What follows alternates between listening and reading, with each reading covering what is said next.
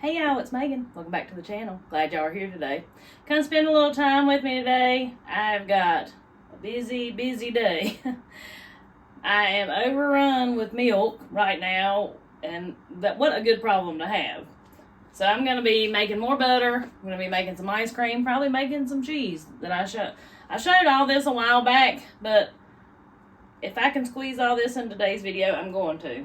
But first, on busy days like today, y'all know I like to use my crock pot. So I've got a piece of salted down pork shoulder that I deboned back in the winter when we were doing our hogs. I'm going to put that in my crock pot. We're going to do like a maple glaze on it. It's delicious with that saltiness of the salt cured pork shoulder. So I'm going to put that in here. And I'm going to serve it with some baked beans because I have leftover Crowder peas. And we're going to turn those into baked beans. So I will show you how I do all of that. First thing I need to do is get my pork shoulder in the crock pot. Now this is just half of a shoulder. What I did was I cut the big bone out of the middle and I froze them, vacuum sealed them in halves like this. We usually let our shoulders only sit a couple of weeks up to a month in salt, our salt mixture, and then keep them like this. It really changes the flavor and the texture of the meat. There may or may not be a video of that from back then. I can't remember, honestly. I know there's a video of me deboning the shoulder, but I can't remember the rest of it. Alright. So here's what that looks like. You can see that there's a little, color differences, and that's just from where this set in the salt. I washed it and everything before I vacuum sealed it, washed all the extra salt off. But yeah, that's what that looks like. So we're just gonna set that. I cut them in half like that because they were so big that I wanted to have them for moments such as this. I also like to do them in my smoker, but gonna be a crock pot today. First thing we're going to need is about 1/4 cup of syrup, maple syrup. I don't know if that's enough or not, but my local syrup, I'm saving for that. This is Food Line syrup from when I run out one day. So we're just going to use what's left in the Food Line syrup. And this ain't pancake syrup. This is maple syrup. There's, definitely a difference, which I didn't realize till several years ago now. But I used to think that the, syrup in the plastic containers, the cheap syrup, I used to think that was actually syrup. It's not. It's a knockoff of true maple syrup. True maple syrup has a totally different texture and flavor. And once you get used to that, it's hard to go back. We're going to add us 2 or 3 tablespoons of brown sugar. Sweetness really goes good with the saltiness. About 1/2 cup of apple cider vinegar. And about 1/2 cup of water. And just as easy as that, we're going to put our lid on and let that cook on low for at least 8 hours or until we're ready to eat it. Time to start working our way through all this milk. The first thing I'm going to do is go ahead and get my ice cream made. Any of y'all that's been around for a while know that our favorite is chocolate ice cream. I have my own kind of way of making it. The very first thing I need is 4 egg yolks. So I'm going to get that in my container here.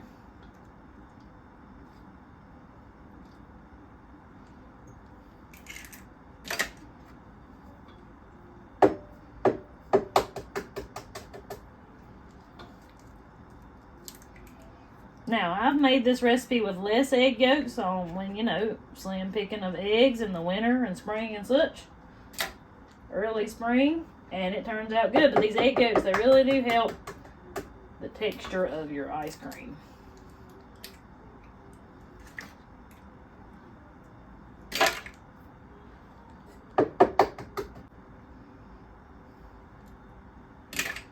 The next thing I'm going to do, I've got this...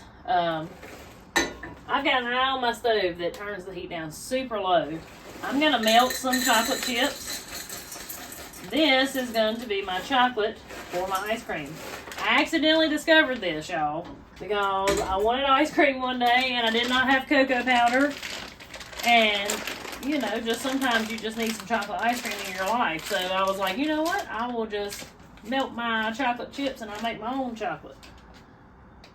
Well, we really like it that way. And the reason being is once I pour the melted chocolate chips back into the cold milk, it's almost like a chocolate chunk ice cream.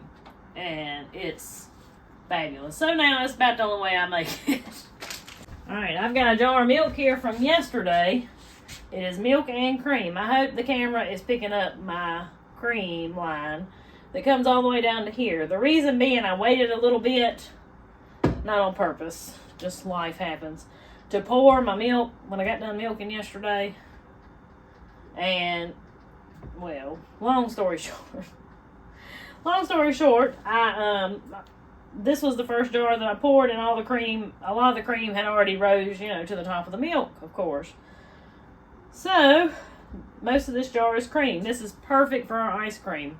We want, usually if you're doing it using separated ingredients, you want 2 cups of heavy cream and 2 cups of milk, kinda, around about it. I want as much cream as I can get in my ice cream because it's going to give us a great texture. So I'm not going to shake my milk or nothing. And I'll tell you this, I recently, because I haven't been milking Candy lately until I weaned the calf, I was buying heavy cream and milk. Bought it a few times to make our homemade ice cream. And I could tell, we could all tell, as crazy as that sounds. But anyways, let's pour this in there. I love this big giant measuring cup, but I want to get it up a little over the 4-cup mark here.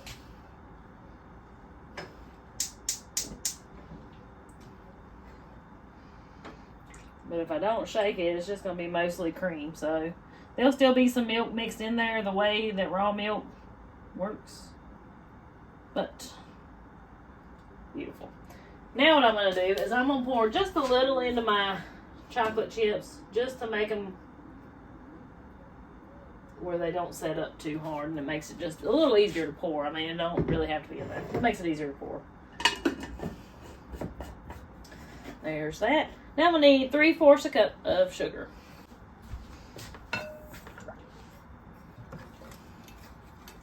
We're gonna want just a little sprinkle of salt.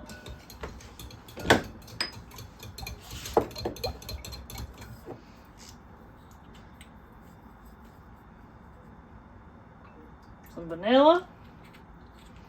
I don't know, a teaspoon or so. That's it to get a good taste.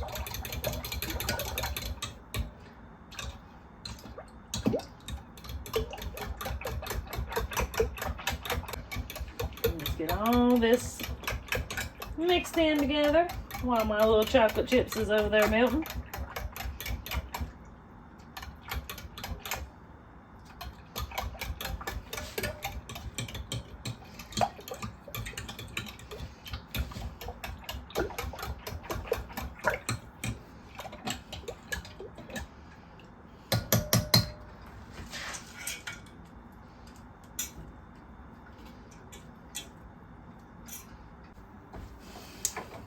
Alright, my chocolate is pretty well melted.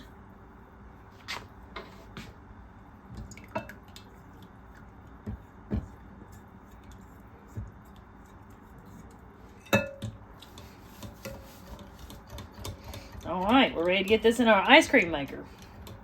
Now, this thing right here is the best money I ever spent in my life, I believe. It is a tabletop ice cream maker. So it's got its own condenser and everything. No ice, no freezing bowls, no nothing. It'll take it about an hour of running and we'll have ice cream. So I'm going to pour my mixture in. And you'll see the chocolate chunks come out in just a minute. They usually settle to the bottom. Yep. And so all that chocolatey goodness is going to be mixed in with our chocolate ice cream, and it's going to be wonderful. Alright, all we do is cut it on, push start, and we'll have ice cream in about an hour.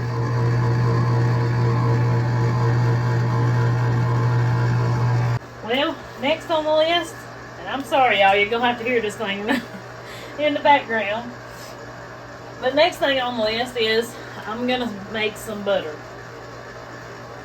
It's just one of them things. I know y'all just saw me make butter, but it's just one of them things. It's what I'm doing. So, I'm trying to make as much butter as I can while the getting's good. I try to freeze as much as I can.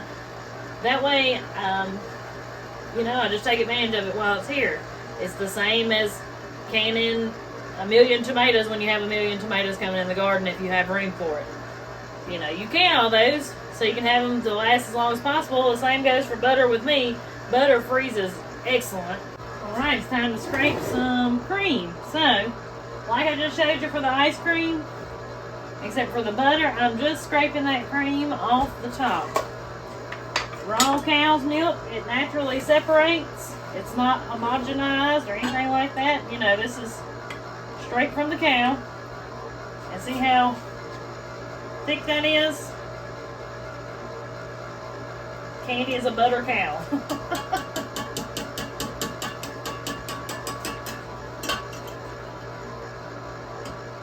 And she makes excellent ice cream. I'm very thankful for her every day to make my delicious ice cream because I'm an ice cream connoisseur. I like ice cream any time of year. I don't care how cold it is outside. That is my favorite dessert.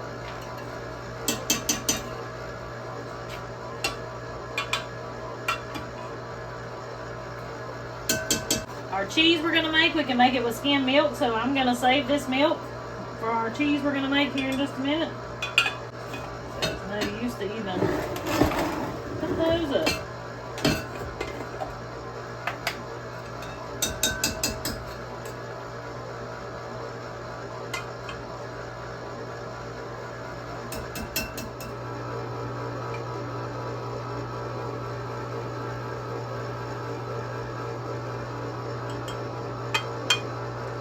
Talk about heavy cream now. She got it, I tell you.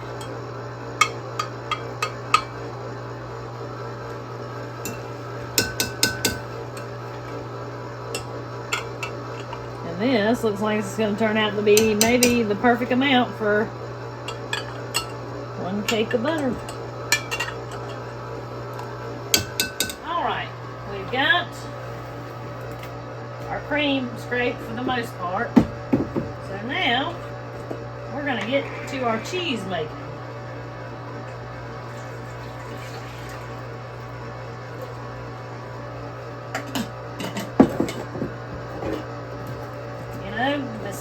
Like I said, gotta get while the getting's good. And this cheese recipe I'm going to show you, I found this back in the spring and we have thoroughly enjoyed the cheese that I made. It's kind of a soft, it's a soft cheese that kind of reminds you of like the hardened version of like the cheese dip in a Mexican restaurant, at least at our Mexican restaurants, if that makes sense. That's kind of what it reminds you of. Like you can melt it down into queso. Alright, we're going to do about that much milk because that's all my pot's going to hold. So that's about, it'll be a little over a gallon by the time I had topped off those jars. We're going to slowly heat this to 128 degrees. And then we'll come over here and make our butter. Time management. Anybody that's new to doing these kinds of things, if you're a newlywed and you're trying to figure out how to do all this stuff in life, just chores in life in general, build yourself some time management skills. Figure out, just like I did the ice cream first, I knew it was going to take an hour.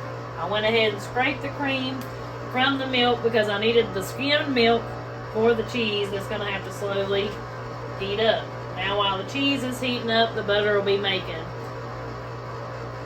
And it takes practice. Things like that really take practice, and I really thank my nursing career for that because I feel like that's where I learned a lot of my multitasking and time management skills, because if any of y'all have ever worked on the floor as a aide or a nurse, you know what I'm talking about. You got to have those time management skills. And I did my fair share of working on the floor, that's for sure. But I'm going to grab my thermometer and stick it in there so I can keep a close eye on the temperature of that. Alright, we'll just let that slowly start heating up, and let's make our butter. Butter is very, very simple to make. If you've missed all my other videos on butter making, it literally comes down to heavy cream, which is what you just saw me scrape off the milk. We're putting it in a food processor, and we're letting this spin until it separates into butter. So what will happen is the fat will hold on to each other and separate from the buttermilk, and that's your butter.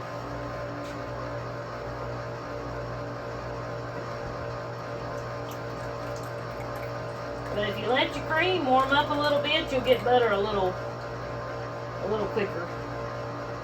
And this is a 9-cup food processor, and I'm just going to tell you, 5 cups is about going to be your max for butter making, because once this turns into whipped cream, it's going to be way up here.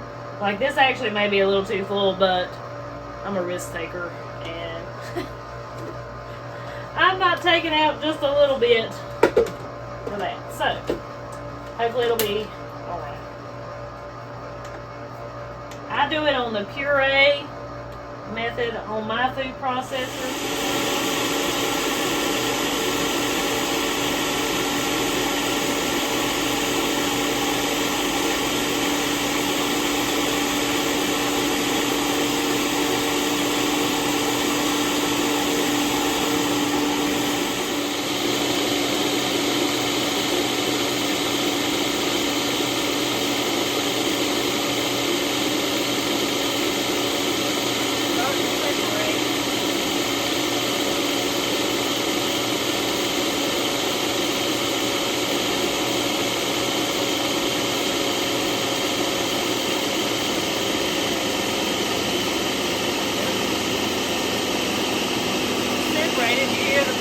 Down the hose, and look, we're splashing here instead of it looking like whipped cream. Splashing, and I bet we've got butter. Look at that, beautiful. I've got a bowl of ice water here. Your butter's going to keep a lot longer if you can get most of that buttermilk out, so that's what we're going to do right now. Squeeze out what I can back into here.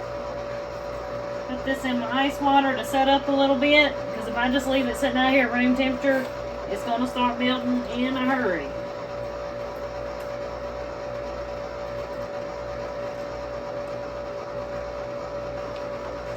I love to make butter. It's one of those things, it is so satisfying. And it is delicious.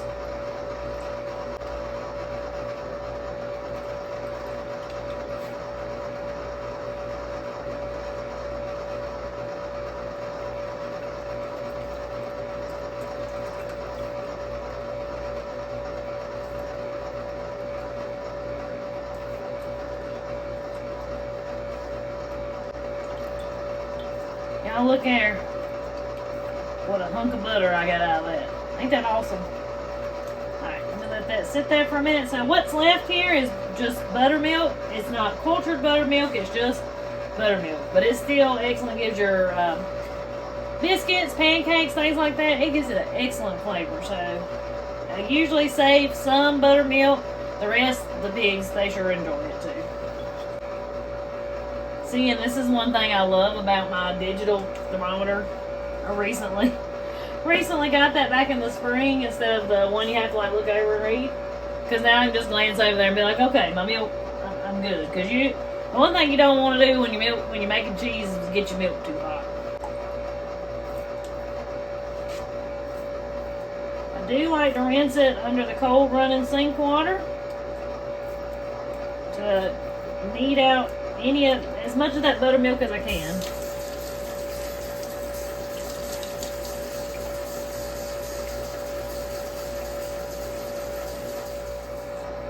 Got that rinsed out. Give it a little salt. Get that kneaded in. You can see it's already starting to get kind of like melty. Make quick work of it. Knead and squeeze.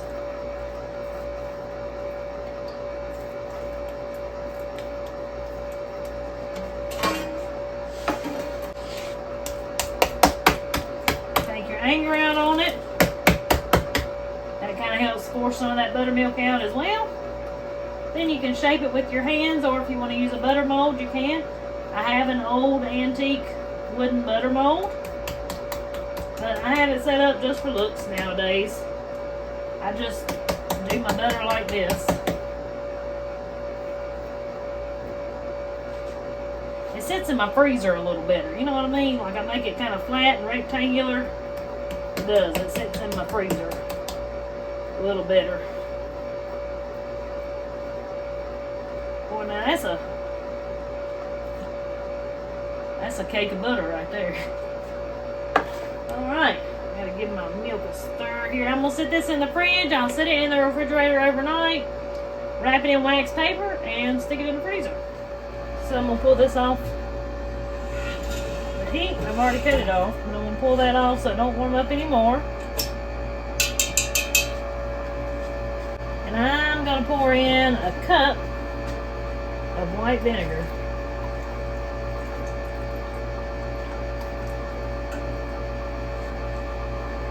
Poured about half. I'm gonna make sure to get that kind of in there.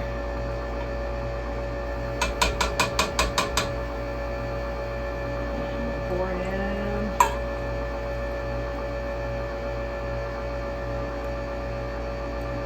See how it's already starting to separate? Yay!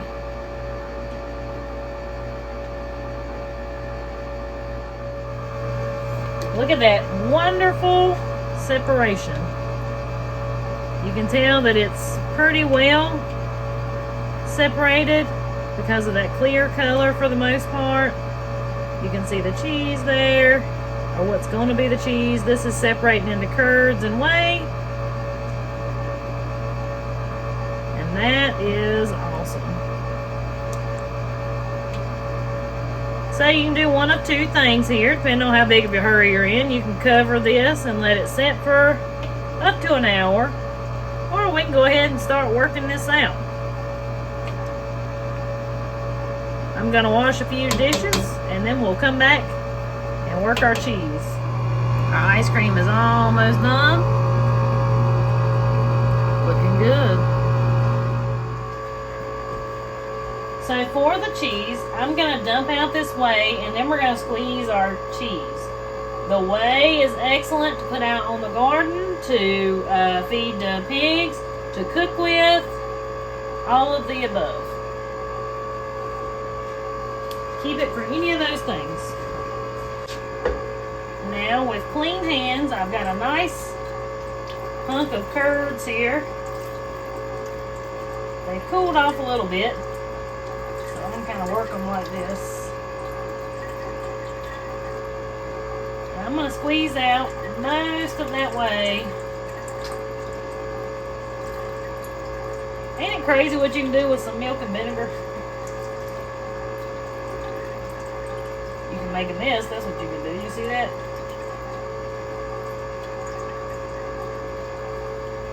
Just squeeze out.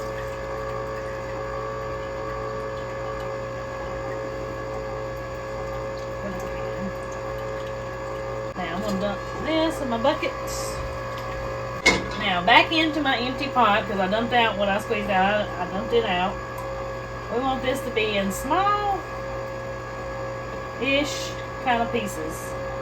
So I'm just going to kind of rip it apart like this. And drop it back down in my pot.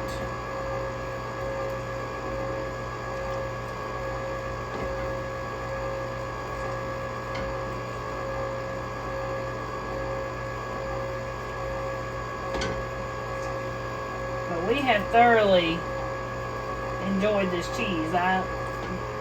It's really good.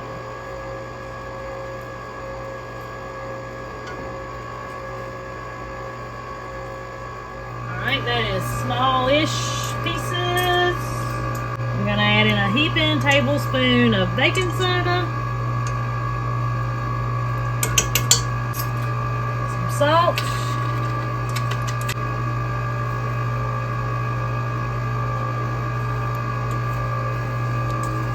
I'm just gonna give that kind of a mix.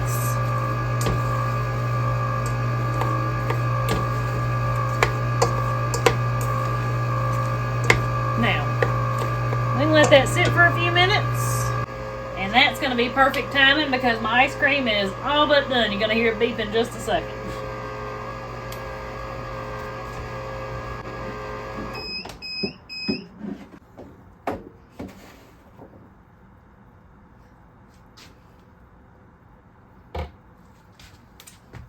Well, somebody has to clean the lid, so I guess it's going to be poor Megan.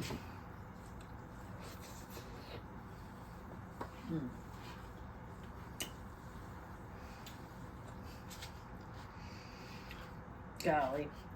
Every time. It never gets old.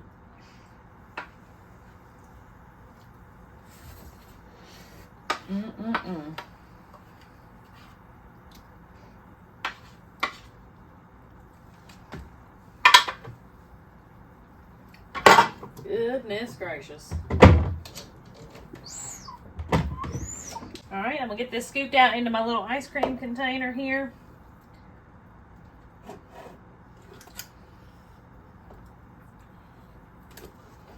Y'all see that nice consistency, creaminess? I know it's hard to tell in the camera over in this dark corner. It is perfect.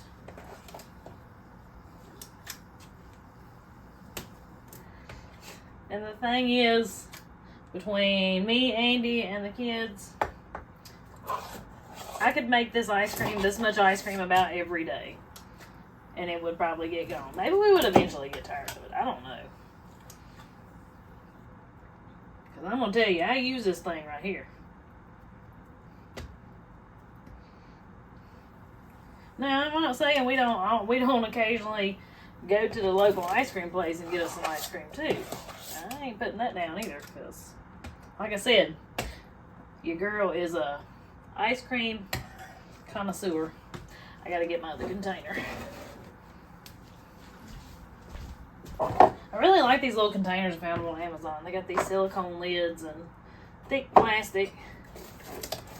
They work good anyway.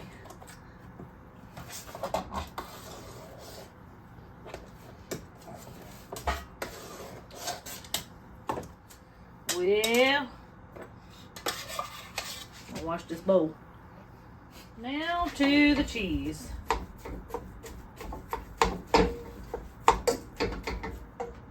Gonna add some butter to it. I'm gonna say probably, what was that, maybe a half a stick. Maybe a little over. And we're gonna mix this, let that butter melt. And all this cheese will start melting too.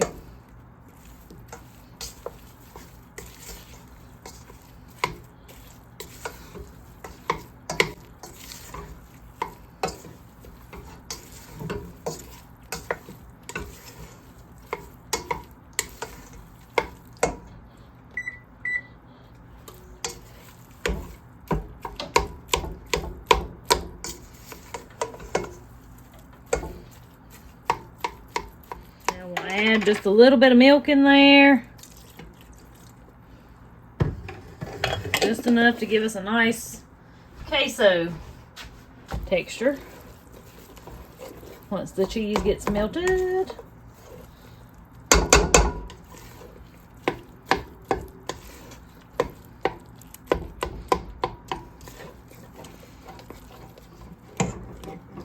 See how it's really smoothing out there now? Still got a few chunks in it.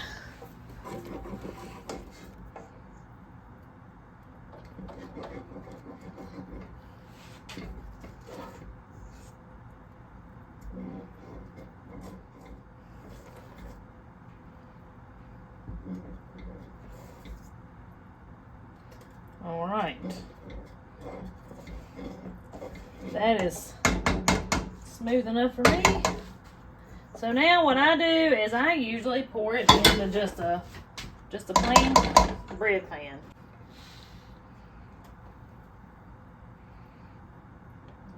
There's that one. One more.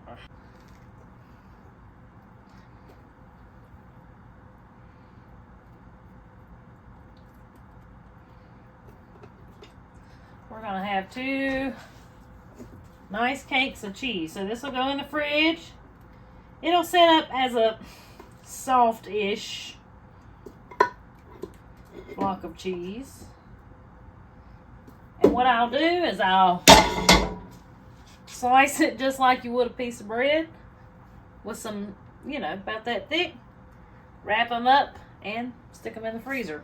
They've been keeping really good that way. All right, y'all, on to the next task. We're gonna make some baked beans to go with our pork shoulder. Y'all gonna laugh at me, but I make baked beans out of whatever kind of beans I got, even if they ain't technically beans. What I've got here is some leftover crowder peas from the other night, and well, we're gonna turn them into baked beans. Y'all probably looking at me saying, Lord, she's lost. She has lost it. This is it. Because y'all know how I am. I don't always necessarily go by the book. But this works like a charm. I've done it before with crowder peas. And it works good. They make good baked beans, believe it or not.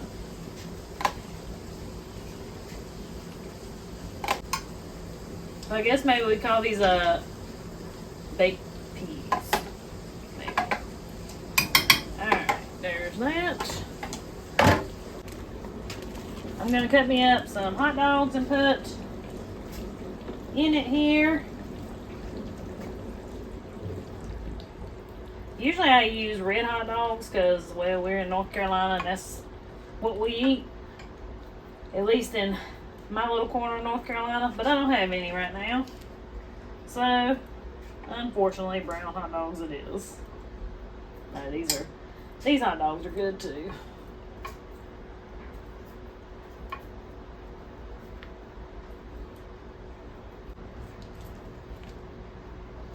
I love hot dogs and my baked beans.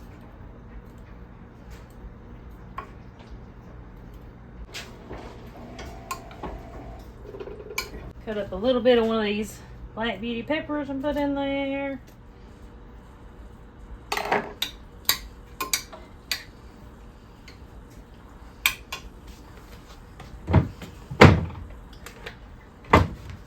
Throw in a little onion powder.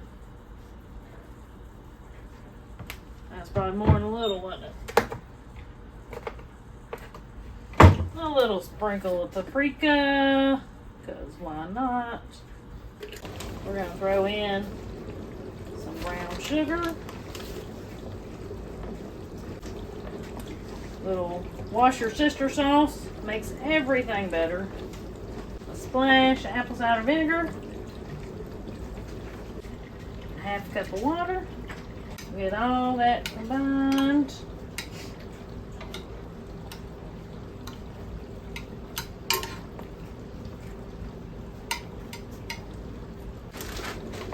And I have some leftover bacon from the other night, so I'm just going to lay that on top. Typically you would use uncooked bacon. Cover that in some tin foil. I'll let those cook about an hour and a half on 350.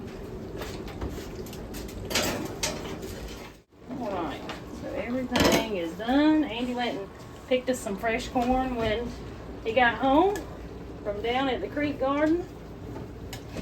All that's getting ready and coming in.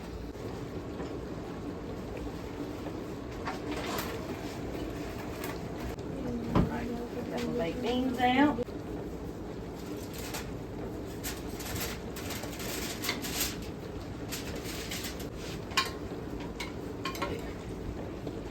They look good. Actually look really good.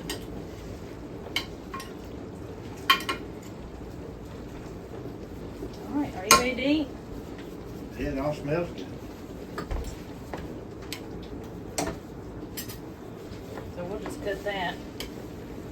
That's a salted chauffeur. Oh, is it one of those? Yeah. Oh. Gosh, amazing what a knife will do. Best steak knives ever.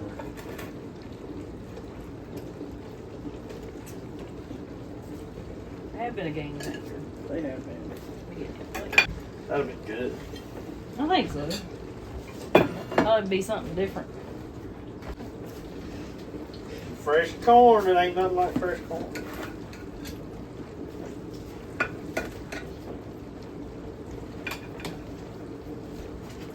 Looks good, don't it?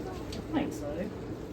We'll put some, some barbecue sauce maybe on I don't it? know, I don't believe I'm gonna put anything on it just You'll yet. try it and see. Yeah. Wait, I'll tell you right now. It's tender. I don't need nothing on it. Is it good? Mm-hmm. Well, good.